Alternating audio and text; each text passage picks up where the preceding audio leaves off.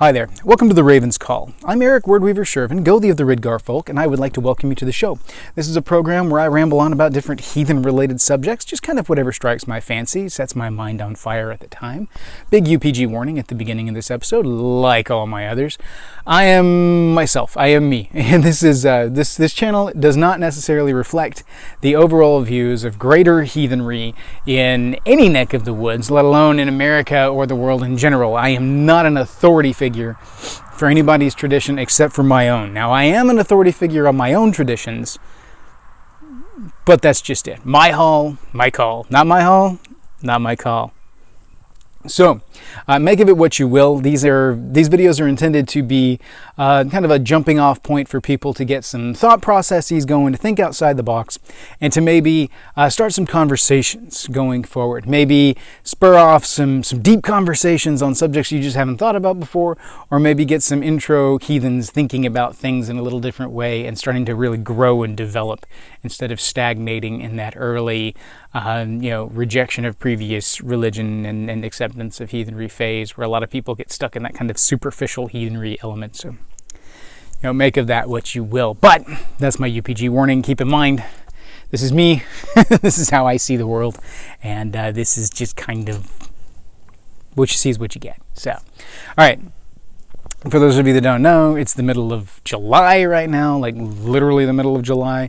And so it's like 53% humidity at like 6:30 at night.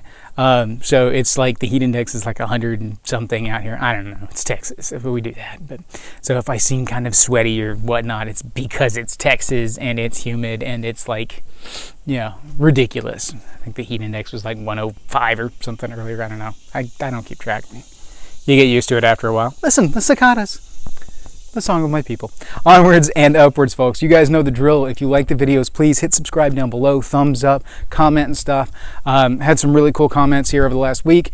Seen a lot of really cool interactions on the Facebook group. Keep that stuff coming. If you guys like my stuff, check out my book, The Saga of Bjorn Thorolfson. You'll find a link for it in the description, as well as other contact information for how you can reach me. Yes, I've gotten a batch of emails here this past week that I have not had a chance to respond to. Work's been wonky, but I would say that. You guys always hear that, but it's true. Work's just wonkier than usual this past month. So go figure. I mean, everything in the world is kind of wonky in 2020, so that shouldn't be a surprise.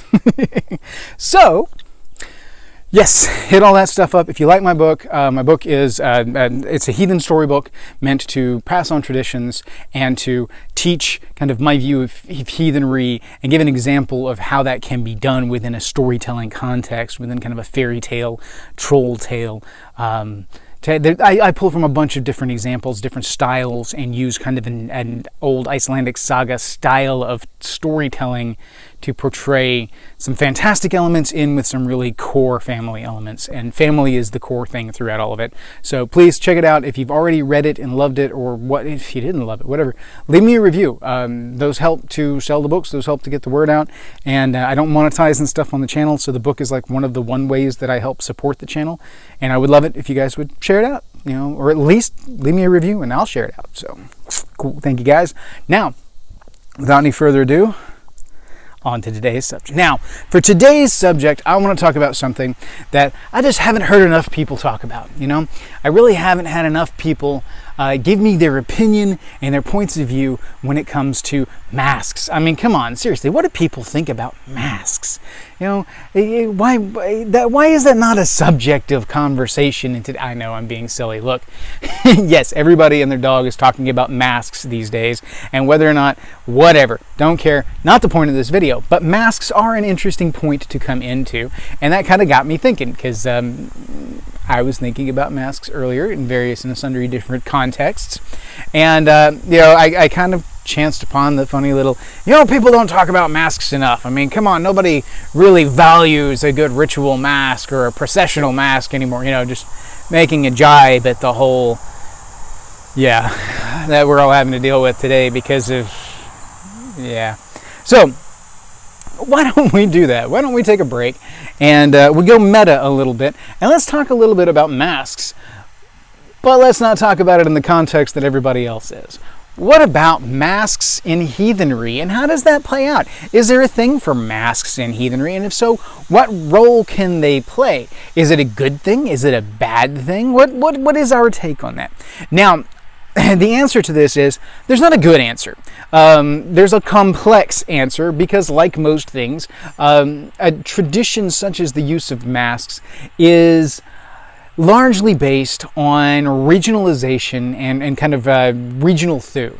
You know, different tribes, different countries, different cultures would approach the mask situation a little bit differently and place a little bit different emphasis on it.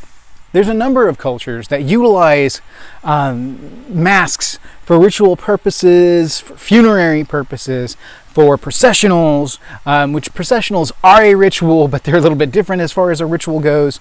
We talked some about processionals before. I think I've done a whole dedicated video on processionals. If not, it was my intention to. But anyway, so masks as a whole have a very storied history when it comes to kind of pagan belief structures and pagan rituals in general. Whether that be heathen ritual, whether that be a heathen ritual, more Celtic pagan, more mainland European kind of Anglo-Saxon heathen, there is some evidence that masks were used. Now, are masks used all of the time? No. Usually it would be kind of a special thing. And so particularly one of the interesting things that I have seen as far as reference to masks go is during things like the Wild Hunt. You know, because we talked about processionals before, during the Wild Hunt period of year, particularly from the period of time from about winter nights through the end of Yule, you see a thinning of the veil, where access to the ancestors and the spiritual side of the veil, the spiritual realm, is much easier. You know, you have a lot closer access, a lot closer tie. We see a lot of things like in the olden times as things like processionals, wherein young men, usually of the warrior caste, who were already outside of society and taken apart to be made into something different, go through a kind of symbolic ritualized death and rebirth process as part of their rite of... It's a rite of passage into the warrior caste. Varies from region to region, but there tended to be a common thread of ritualized death, ordeal, and then rebirth kind of deal. And so it was the ending of one life, beginning of another. But during that period of time where they were technically dead to the society, where they're outside of society, it was not uncommon to have these youngsters run through the town dressed in masks and paint and attire and things like that for the purposes of symbolizing the Wild Hunt riding through. And then, of course, the ritual perceptions and intentions that may go along with that as to why you may want to do that, involving the society to bring luck, for mythic parody. All of these things kind of come into play as to why a group would do this, why they would send their youngsters out to wreak havoc, going through, causing a ruckus. But we still do it with trick-or-treating. It's just more controlled, you know? So as we go forth into other aspects, you see ritual headdresses, which are similar to a mask, but it's not quite the same. You see renditions of Godi in some of these images that have survived, wearing like horned headdresses, whether that be antlers or like cow horns or things like that. I've seen a couple of different renditions, particularly strange headdresses where Godi is holding up like an oath ring, an arm ring, in ritual and doing his thing. So, I mean, that's a cool image. I've seen a lot of them, actually, but one in particular that is like the primary source that most people reference is that one where he's standing there holding aloft the what we assume to be an oath ring, and he does have, indeed, a kind of decorated horn helmet. So a lot of people that come from a kind of neo-pagan background will understand the purpose behind masks, headdresses, things like that, from a standpoint of parody with a spiritual presence, you know, trying to bring in some of the energies, the symbolism of those mythic entities, of those spiritual entities, depending on what you're pulling from. So is there a place for masks within heathenry today? I'm one that says yes, I do definitely believe there is a place for masks within heathenry today, especially from a ritual standpoint. Okay? And that's kind of where I want to go with this. Let's look at ritual standpoint. We look at mythic parody. I talk about this a lot, about, making ritual, making reality match with the mythos, bringing the mythos to life and creating a point of similarity between the profane world and the sacred world by mimicking the mythology and bringing it to life in the modern day, creating a point of parody, a point of anchoring. So because of this, there is sometimes an element of suspension of disbelief that is easier to achieve when an individual wears a mask. When you remove the ego, the identity of the individual conducting the ritual, and the mask allows them to not be them. Like for me, if I was to do a mask and to stand up and read like Grimnismal or something like that, or if I was to stand and do some other poem with an Odinic quality and try to put on the persona of Odin, then it would be easier for people to suspend that this is Eric standing here reading for Odin and be more there, to allow themselves to step into the ritual headspace, to step into the mythic headspace, and be able to be a part of that world, to engage with Odin on that level, and to use that focal point of the performance as a kind of an idol. We've done videos before on idol worship and the use of idol as a conduit to contact the divine. Essentially, that's what we're doing here. We're using it as a focus stone, a focal point, to allow us to more easily contact the divine and to put ourselves in that headspace. So working in things like ritual theater, which creates a mythic parody between sacred time and space and the profane time and space, and then also allowing people to enter that kind of ritualized headspace and kind of a mental preparation kind of thing. All of this works together wonderfully. And when you add the element of a mask in there, it removes the ego, the identity of the performer, and allows you to step into that mythic space more easily. Now, heathens, there's some mentions here and there from a cultural level of mythic parody and like folk dance and folk performances. Yeah, you're not going to find a whole lot of it in like the Eddas and the Sagas. You're not going to find it in the Heimskringla kind of stuff. I mean, you may find little bits here and there, but for the most part, that's not something people are going to focus on because that's something that people did. They did that to talk about the mythos. They didn't talk about the method of talking about the mythos. You know what I mean? Why talk about the method of talking about something? If you're going to use ritual to explore this element, then why do you feel the need to talk about it? Why do you feel the need to write it down? Plus, keep in mind all the sources are written down well after the heathen period. And so there's not a lot of surviving record of that and how that would play out. Now, if you look at some of the folk traditions, like some of the research Kari Torung has done on folk dance throughout Northern Europe, especially Scandinavia, Norway, Iceland, you find, especially in like her Bjorn dance and her bear dances, there's a lot of ritual kind of folk mythic parody between the stories of like the Nikken and the bear and the stories of this bear spirit and its dealings with, it's all Vatir stories basically, but they go through and like she tells stories of the old ladies who would get down on all fours and mimic the bear in the bear dance, and would sing the bear waltz and would engage in this and really take on the persona of the bear, both to honor the spirit of the bear and to seek its wisdom and its power. In one point they slay a bear that has been harming their people, and so this was supposedly about the era of World War II, and they end up taking this bear out that had been driving their people, harrying their people. And so they bring it down and bring it in. And when they bring it back into the village, well, then they celebrate this bear by putting on a dance and a show and all this theatric elements. So, yes, there is some folk tradition showing us that ritual theater is very much a thing. Very, very much a thing.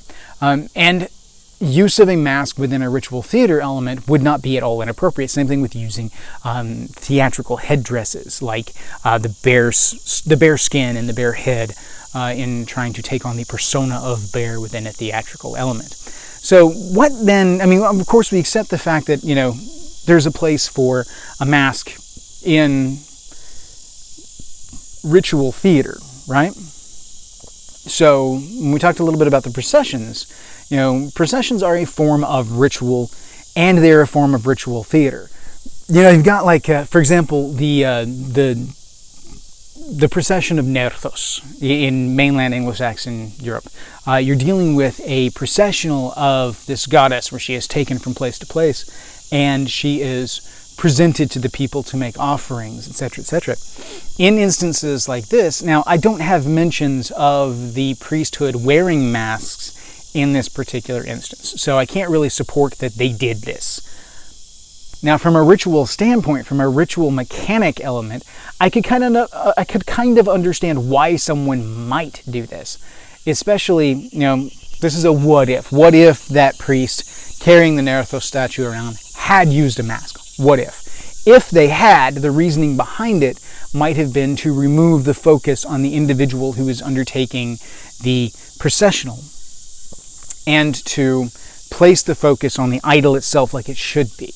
In that instance, they are sacrificing their own ego and the own recognition that they might get as the individual who undertook this massive thing in bringing around the Nerthos statue and providing it to the people as a focal point, you know? They sacrifice that. They sacrifice the gain and gefrain that they would get from that to Nerthos. As this is a form of their sacrifice. They are sacrificing their own ego to Nerthos so that she gets all the praises, and they do not in this. Then it could have a meaning. Now, like I said before, I don't have any reason to believe that the individual that did carry the Nerthos statue around as part of the processional, the priest class that would be responsible for that, did that. They would have, I think, made mention of the fact that they had they. But I could see an application in this. Because when you do look at things like the wild hunt processionals, where the young ones would run through the camp or run through the village dressed up and usually painted like the dead, or with skeleton faces, ash and white paint on the face. Face paint bears a lot of similarity to mask work. I mean, they're basically one and the same. It's obscuring the facial features, taking away the ego, the self, and stepping into a role. And therefore, you are sacrificing that element of recognition of, this isn't about me, this is about the role, this is about what I'm doing. I am becoming a conduit for these energies, to come into the world through inspiring me in my actions, but also for the adulations of the masses towards this entity and sending that on to them. I am simply serving as a human conduit, a human altar, if you will. Which I think is an incredible thing from a metaphysical standpoint.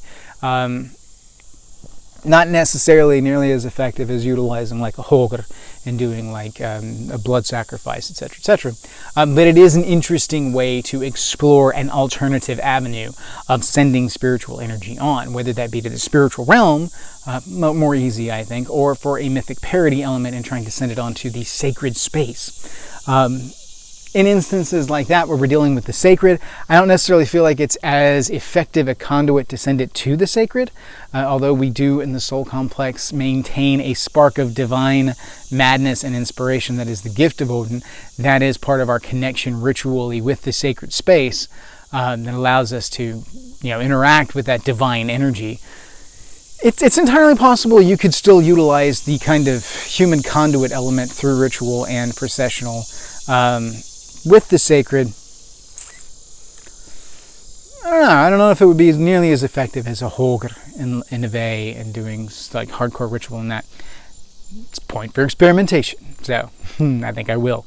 Now, going forward with that, we talk about ritual space. We've talked about the processional and the elements that it can bring there. We've talked about mythic theater, ritual theater, and how it plays out in that. All of these are rituals, and they're all applications of mask within a ritual space within heathenry. But What about masks in just ritual itself? That's a different story, you know? When it boils down to it, yeah, you can totally use a mask in ritual, but does it necessarily reach the same effect as what you're trying to do? You know, when you sit down and you try to do ritual with the gods, obscuring the identity like you would with a mask in like a ritual theater or a ritual processional, the sacrifice of the ego and the gefrain and everything is part of what you're doing. That's the whole conduit, harbinger of the message and energies kind of thing. It is not necessarily what you're shooting to do with ritual, okay? Because what are we trying to do with ritual? What is the why? So what is the why? Why do we do ritual? We do ritual to contact the sacred, to connect our tribe, our hearth, ourselves with the sacred and exchange luck and exchange gifts and make sacrifice to them. In those instances, we come bearing our full selves. And in these instances, I don't think that is the appropriate place to wear a mask.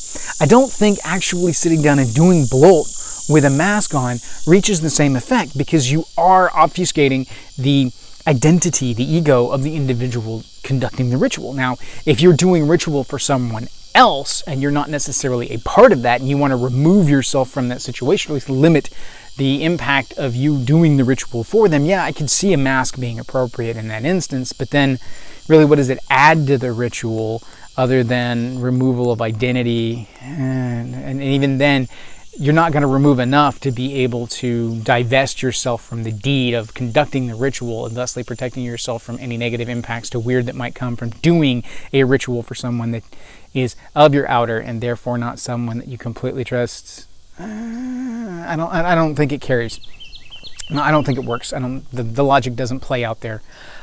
So I'm not actually a proponent for the use of mask within ritual itself, in that it obscures the facial features and the identity, because that is the intention of a mask. Now, what about face paints that like augment, that don't necessarily, the intention is not to obscure the identity, but to create ritual headspace? That's a different story entirely. You know, when you're talking about taking on kind of ritual garb, you know, a lot of people will use a specific outfit, a specific ritual item that helps to put them in the mindset of doing ritual. It helps them get into that headspace. Does it necessarily have impact on the ritual itself, the use of said item? Perhaps not.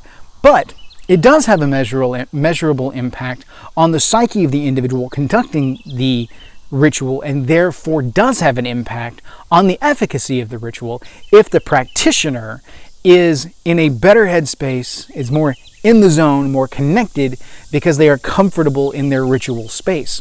That is the key thing to ritual garb. We don't put on ritual garb for the gods. We don't put on ritual garb so that they see us as something similar to our ancestors, because our ancestors were alive 10 seconds ago to them. Less than that in the grand scheme of things. We're in the same blip of an instant as our ancestors from 2,000-3,000 years ago.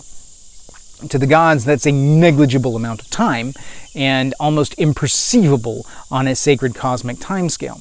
Therefore, you know, trying to mimic them, it's kind of like trying to match, if you were going to run an old school film, frame by frame, and then, you know, you have one frame in there that is one way, one frame that is another way, one frame that is another way, and you run them back to back. You can't tell the difference between the frames because they're all part and parcel of the same thing.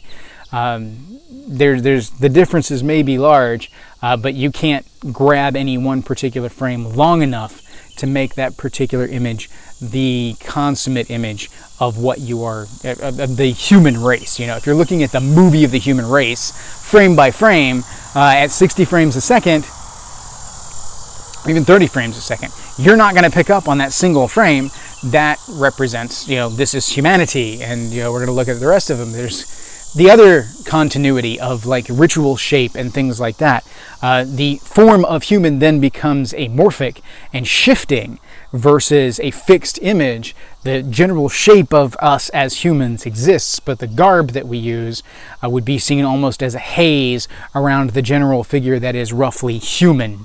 And therefore, the commonalities throughout this frame-by-frame play of film would be the actual ritual elements. That would be the part that is continuous, and therefore the recognizable movie element. And then we would simply be ghosts in the film, continuing on this image and this fixed kind of practice. So at that point, ritual garb is not for the gods. The ritual garb is for us, to help us get into a place so that we can better access and more efficiently reproduce the ritual elements that are needed to get into that headspace for efficacy and for connection to the gods, that get into that sacred mindset that allows you to be there fully and wholly for the ritual, you know? So in that instance, a mask might help a person do that, but again, you're talking about an element of obscuring identity that doesn't necessarily carry with the intended purpose of the ritual. So I'm not necessarily a fan of using masks for rituals, but if someone wants to utilize something that helps them get into a relative headspace, sorry, I've got a mosquito buzzing around me here. If someone wants to utilize like headdress, face paints, ritual outfits that help them get into that mindset, then very much so, I think that is effective, and therefore I think that has a place within heathenry as a whole. Especially when you're talking about taking on a tribal culture. When you're talking about developing individual tribal cultures, when you're taking on the thew, the tradition, the aesthetic of a particular tribe, your look and ritual is your own. And the one thing that I can tell you is that there are going to be people that tell you you're doing it wrong. There are going to be people that say, this is the wrong way to do it, you need to be doing it like this, or you're not heathen. I've got news for you. None the damn business. None ya. Not ya haul, not ya call. Stop it. STOP, new word, IT. Stop it. So, yes, I jacked that from Bob Newhart back in the day. Wonderful skit. Bob Newhart, therapist. If you haven't watched it, go watch it. Now, I say this a lot in my videos about, you do you. You do your tribe, your aesthetic, in your way. And I'm going to continue to say that because that is my personal belief. Yes, I do definitely advocate the use of ritual. Like I said before the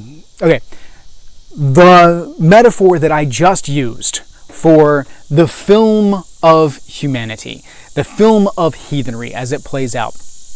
That point that I was making about ritual garb is the same as any other element of your cultural aesthetic. That is not the recognizable part in the movie of heathenry. Frame by frame, clip by clip, the recognizable part is the repetition of ritual, the ritual elements that become fixed in the film. That is the part that's the same in every frame, and therefore that's the part that's actually going to become the movie. You will see a movie of the ritual element, frame by frame by frame, and then all of the other stuff around it is going to be a wash of colors and ghostly figures stepping in and out, a time lapse around a singular altar, the altar of your tribe. That is going to be the image of the movie of your tribe. You are going to have this altar in the center, around which generation after generation will move in and out of frame, doing the same thing over and over again in the same space, creating a ghostly image that seems to shift and change and morph because each individual is different than the one before them. Each individual changes over time. They change with themselves and their lives. The tribe itself grows and changes. The overall cultural aesthetic of the tribe may develop over generations and become something wholly different than when it started out. But that's okay. That's growth. The tree does not look like a sapling. The tree looks like a tree.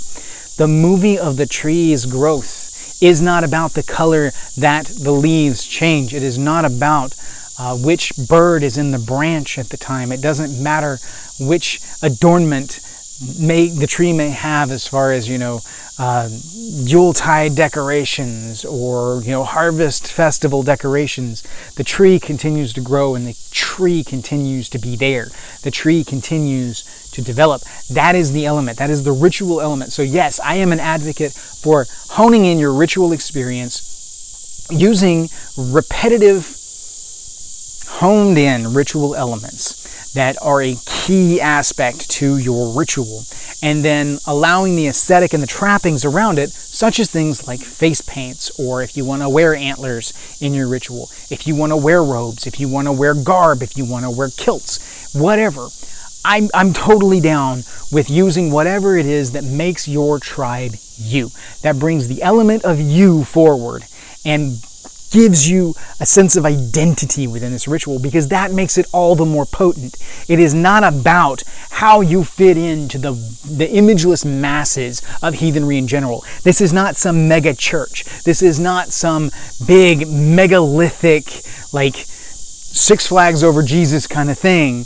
My East Texans will get that, especially my Tylerites. This is not about blending in, folks. This is about you connecting with the gods and bringing luck and well-being to your tribe and your hearth and your Inengarth. That's what ritual is about. That's why we do these things. So masks don't necessarily work to serve that purpose in that kind of a ritual. They do in other ritualistic elements, such as a ritual theater kind of element or in a processional kind of element. Yes, very much a place for that. Big proponent for that. Mask in a ritual itself, when you are actually about the identity of the tribe, I feel like obfuscating the identity within the ritual element does not lend to the transparency that is needed in that kind of an interaction with the divine. Personally, this is my viewpoint. Other people may have different viewpoints and have very good, clear reasons within their own framework of their culture why a mask within bloat would be appropriate. Just not on my end of things. But that's me. You guys, what are your thoughts? What do you guys think? Jump out there and talk. Jump in the Facebook group. Talk it out. Talk it out on the comments on YouTube, and I'll jump in there where I can. But let me know what you guys think about the use of masks. I am a fan of the use of masks within processionals and ritualized theater. I think it's a very powerful thing when used appropriately. Not a huge fan of it within ritual. I'm also not a huge fan of makeups and face paints that are meant to obfuscate the identity. If you are putting the makeup on to step out of yourself and not be you anymore, then I don't think necessarily, I don't think the why is there. But if you are doing that to put yourself in a ritual headspace and you are still very much embracing your identity to the gods and declaring to them, this is me, this is my heart, this is my home, this is us honoring you. And this is simply the trappings that I put on to put myself in a headspace in order to honor you. This is my finery and the way that my people show respect. All right then. Now we're talking. That's that all of a sudden, that same face paint, two different reasons. The whys are important, people. I say this all the time. The whys are important. So, and I'm also one that says that, intention is not the point, action is the point, but action is fueled by intention. And so when you take an action fueled by the proper intention, it can sometimes carry more weight when you are transitioning those energies than empty actions done without the proper intention, the proper mindset. And so utilizing a mask, utilizing face paints, utilizing antlers, horns, whatever it may be that helps you get into a ritual headspace, bully, go on, do it. And we're just talking about the ritual element of the sacred at this point. We're not even talking about the ritual element of the profane. If we're talking about the spiritual side of things, where you're trying to connect with the Vatir of the land or with the ancestors and things like that, all of those elements take on a completely different viewpoint then, because you're doing something different. The why is different. Obfuscating the ego in some of those instances may be appropriate for what you're trying to do. I'm just talking about the context of one specific ritual. Like even with dealing with the sacred, you're talking about like ritual theater and ritual processions are two different things, as opposed to like bloat. Well, when you're talking about doing ritual with the Vetir, when you're talking about doing ritual with the ancestral spirits, again, very, very different. Then you have to ask yourself the whys. Why would I utilize the mask? Why would I utilize the face paint, the headgear? What is this going to do? Is this going to help me to get into that space of that frame of mind, that altered state of mind that is going to allow me to better communicate with the spiritual entities that I am trying to? Is it going to make me more recognizable to those entities? Is it going to serve as some kind of repetitive focal point of energies and thusly become a ritualized instrument that helps to hone that in through the repetition, through the pattern instillment? Is that what we're trying to do? Why? If you're just doing it because it's cool and it's fun, I don't know that necessarily that's as respectful. It's like during winter nights, we sometimes will do ritual in our costumes. That we go out because we do a big Winter Nights festival. We like to do the costumes, we like to do the whole deal because we do ours around what the secular Halloween is, and I'm fine with that because we are engaging the ancestors and the gods in our festival processions, in our festival proceedings, to engage them and say, hail, welcome to our party, welcome to our tribe. This is our tribe doing our way and welcoming you into that, recognizing you through our rituals and our traditions. Because that's what you would want. You wouldn't want to step into a foreign land and have someone try to only replicate your homeland and the way you do things. You would want them to include you in their home traditions, because then you would feel accepted. Otherwise, you would feel like you're putting them out and like you are a hassle, a guest. You're not, if you're going to invite them in and show them true hospitality, then you bring them in and you show them how you do things in your neck of the woods, in your culture. So there you go. All right, so all of that, we've rambled on for a while now. The gist of all of this is that, yes, I am a fan of ritual masks within the context of like processionals, ritual theater, things like that. Not a huge fan of it as far as bloat with the sacred and the divine. I am a fan of it when it comes to spiritual work with the Vetir ancestors, if it is appropriate to the methodology, ideology of the ritual at hand. Okay? So keep all that in mind. And then you guys explore, think about it. What do you guys think? Because in a modern era where we're talking about masks for protection, masks for placebo effect, masks for whatever, we could be talking about masks for a different element altogether. Masks for ritual purposes and what that could mean. So, in an era where we have a lot of stuff thrown in our face that nobody wants to talk about all this stuff, but we have to because it's around us all the time. Let's talk about something that we want to for a few minutes. So there you go, guys. Thank you all for listening. I hope you found this entertaining and thought-provoking, and I look forward to hearing some of your insights on it and see where things go. So hail to you all. Thank you. May your hearth fires burn bright.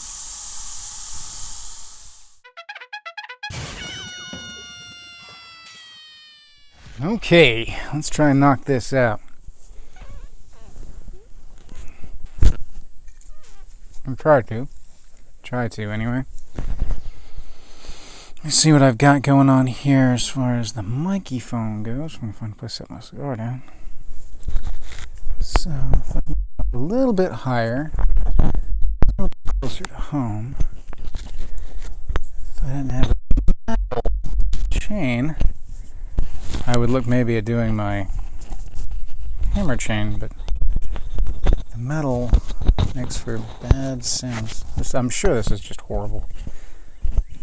I mean, the alternative is just to go, instead of doing off-center, do straight dead center. Try it that way, but, oh man, that's horrible. Alright, we're going to try it this way. I think that's going to be as on point as I can be, given my scenario. I'm going to try and bring this down just a little bit more. Hail Hail to you all, Skull, Guinness. And a smoke while I work. All right, so let's talk about masks. Isn't that just what everybody wants to talk about these days, isn't it? It really is. I mean, come on. You can't really... The one thing that I haven't heard enough about is everybody's opinions on masks. So let's talk masks. I was pissed off about masks earlier. I mean, come on. Nobody understands the value of a good, stylized mask when it comes to ritual proceedings, when it comes to, leading a procession. I mean, the value of a mask is just incredible. Had you go in there for a second, didn't I? We're really going to talk about masks today, but hell, you've already seen it by now, so let's talk. All right, ready? Okay, so, my intro monologue at the end, as it always is, because I do this first, and then I cut it, and I stick it at the end, which is backwards, but it's because I'm not going to leave I'm not going to actually open a video with this. I mean, come on, nobody would watch it if I put this first. It would be ridiculous.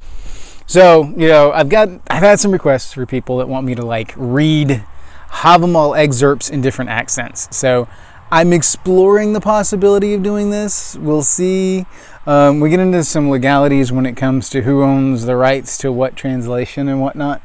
And again, it's a translation of a source that has been in the common domain for so long that it's ridiculous because, I mean, come on, it's an ancient source. So it's like the contents of the Havamal can't be copywritten. But then it gets dodgy when you're talking about somebody's specific work in translation, such as the Jackson Crawford one. Specifically, folks wanted me to read the Cowboy Havamal, and then they want me to use my several different accents for readings of the Havamal and stuff like that. We'll see. It could be fun. I could enjoy it. Well, I would enjoy it. We'll just have to see what I can do with it. We'll see. Could be fun.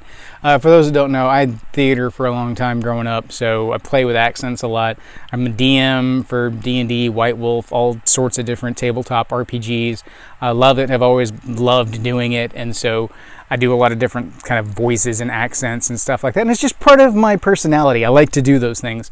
You've heard a little bit of it on here, but I try not to overplay it because, outside a game, people don't really want to hear it. But anyway, it is what it is, and it's a thing. It's a thing. Drinking game. We really need to codify the drinking game rules sometime. I think that would be cool. All right, without any further ado, we're going to kick it off in 3, 2, 1. Let's jam. Smoke break, smoke pick, smoke roly-poly, smoke break.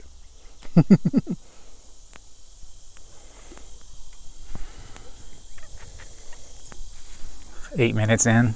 Of course, 3 or 4 minutes of that is the intro bit. What is that?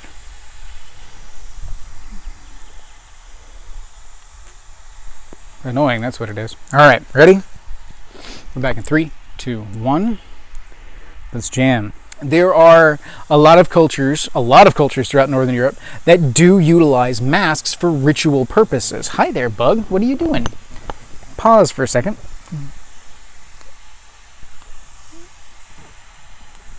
That was weird. Just wanted to buzz by and say hi, I guess. I don't know.